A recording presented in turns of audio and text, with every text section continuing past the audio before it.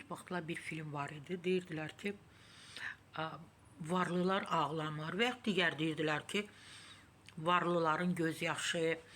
Yəni insanlar biz elə düşünürdük ki, onda çox gənc idik, cavan idik. Elə düşünürdük ki, pulu olan, zənginliyi olan, nə bilim, oliqarx həyat yaşayan insanların, kişilərin, qadınların, valideynlərin və ya da onların övladlarının problemi olmur da. Elə düşünürdük ki, pul hər şeyi həll edir.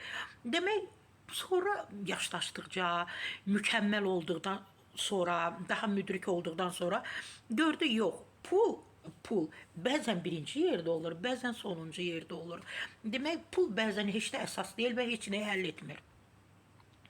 Bir neçə gündür bilirsiniz ki, sosial şəbəkələri zəbt edib, demək, Mərkəzi Seçki Komissiyasının sədri Məzahir Pənahovun oğlu öz həyat yoldaşını döyüb, Amerikada yaşayırdılar, çox varlı, zəngin bir həyat yaşayırdılar orada. Qadın, cavan qadındır, o da durub belə həmən təyyarəyə bilet alıb, bəlkə də həmən almayıb bir neçə gündən sonra və öz evlərinə, Azərbaycana dönüb, bu ictimailəşib. Yəni, biz düşünürük Məzahir Pənahovun oğlu, belə bir kişinin oğlu, belə də bu lap çoxdur. Həyat yoldaşını döyə bilməz, həyat yoldaşının üstünə qışqıra bilməz, şiddət göstərməz. Çünki pul varsa, pul hər şeyi həll edir, problemləri həll edir. Amma demək, bizim düşündüyümüz kimi deyilmiş.